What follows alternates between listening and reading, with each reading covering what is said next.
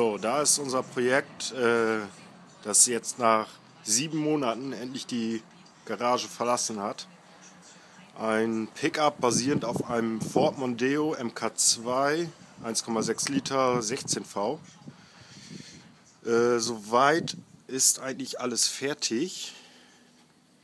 Fahrbereit, Testfahrt ist schon absolviert. Es fehlt eigentlich nur noch der TÜV. Ich zeige jetzt einfach mal, was wir so gemacht haben, so ein bisschen. Wie man sieht, kurz hinter den Sitzen haben wir das Dach gekappt.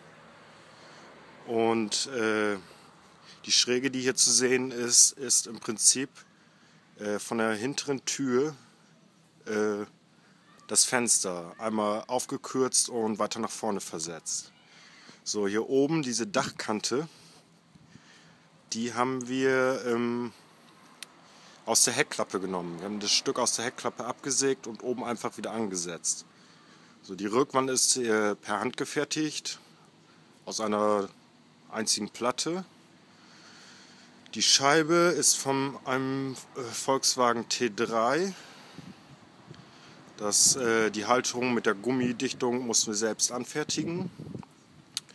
Die Bodenplatte ist eigentlich erstmal nur provisorisch als Schablone gedacht, weil wir wollten dann nachher noch Blech reinsetzen und mit richtig abdichten.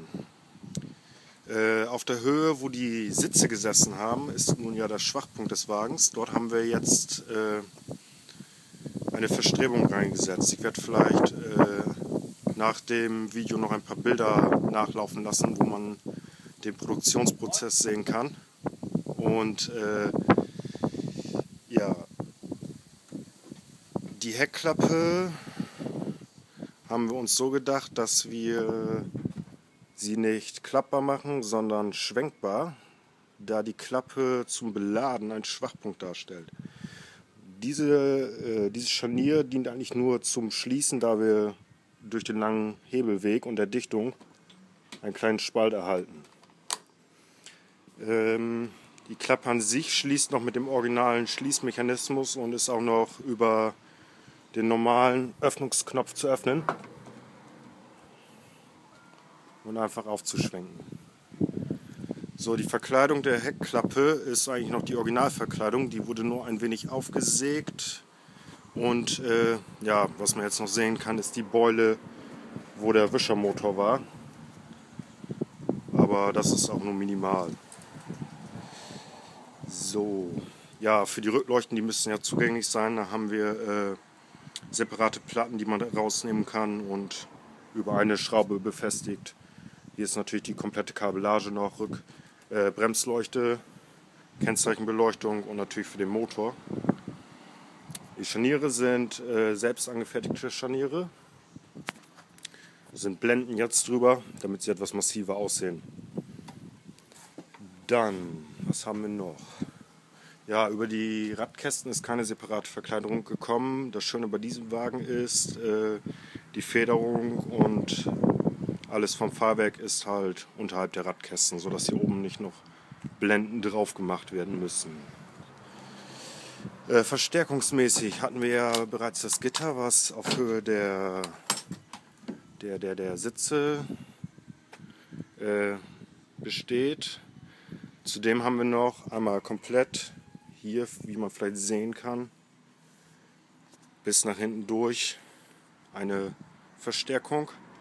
In den Seitenwänden sind auch nochmal Verstärkungen. Die Türen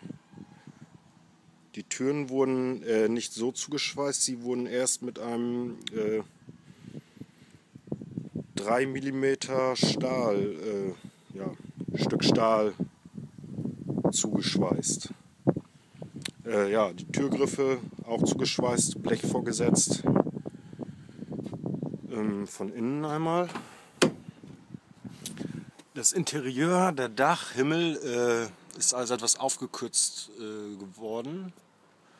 War natürlich eine Schweinearbeit, da der Himmel etwas schwierig reinzusetzen ist. Ich versuche einmal, ob man die Verstärkung von innen sehen kann. Also wir haben hier einmal komplett in der Rückwand auch nochmal eine Verstärkung drin. dort. Leider jetzt durch die Sitze nicht so schön zu sehen. Hier unten ist halt noch kleiner Stauraum, wo die Sitze vorher gesessen haben. Darüber ist halt unsere Verstärkung. Ja, was haben wir noch? Ich glaube, das war es soweit alles. Falls ihr Fragen habt, einfach in den Kommentaren und eure Meinung vielleicht. Das Einzige, was ich sagte, ist ja noch, was der TÜV fehlt. Der hat heute angerufen, er wollte sich informieren, ob das möglich wäre, diesen Wagen zuzulassen. Der liebe Herr meinte zu mir, ich sollte mir von den Ford-Werken eine Bestätigung holen, dass der Wagen so umgebaut werden kann, dass er dann nichts weiter machen könnte. Ich muss mich da weiter informieren. Ich weiß nicht, ob das wirklich so ist.